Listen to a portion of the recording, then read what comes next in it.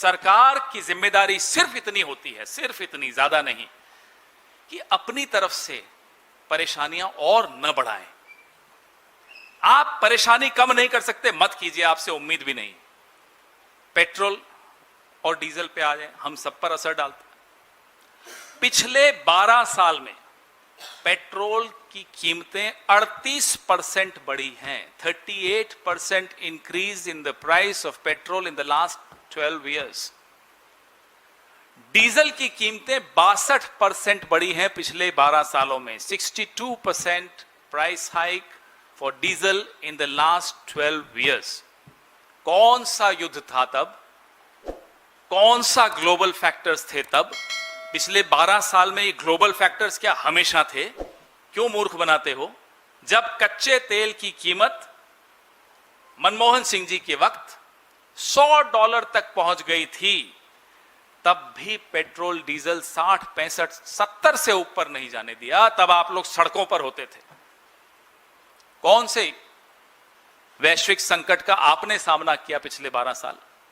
$50-55 के आसपास प्रति बैरल रहा कच्चे तेल का मूल्य, और पेट्रोल का मूल्य 100 के आसपास रहा। आपने कौन सी राहत आम उपभोक्ता को कब दी? फिर कहते हैं वैश्विक संकट है, फिर कहते हैं युद्ध की वजह से है।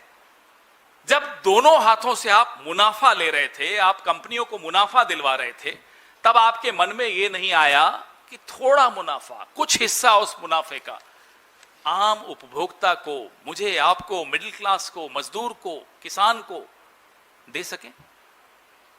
क्यों नहीं आया आपके दिमाग?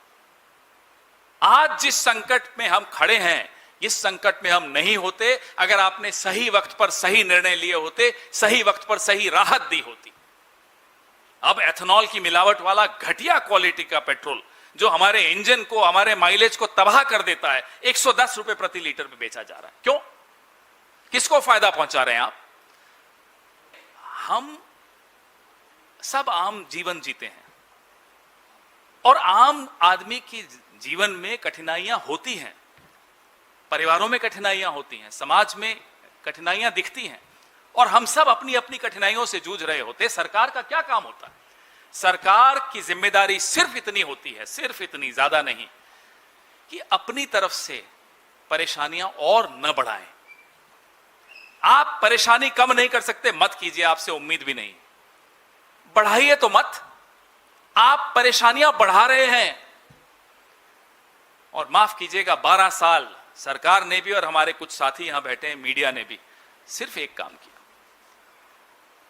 अलग अलग सर्कस ऊपर से दिखाया जाता है, आप वो सर्कस दिखाते रहते हो, लोगों को बिजी रखते हो। अरे साहब, बिजी क्यों रख रहे हो? आ गया ना अब संकट। कह रहे थे ना हम, ये संकट आएगा। सर्कस करने वाले को सर्कस करने दीजिए, आप तो आईना दिखाइए। हम तो आईना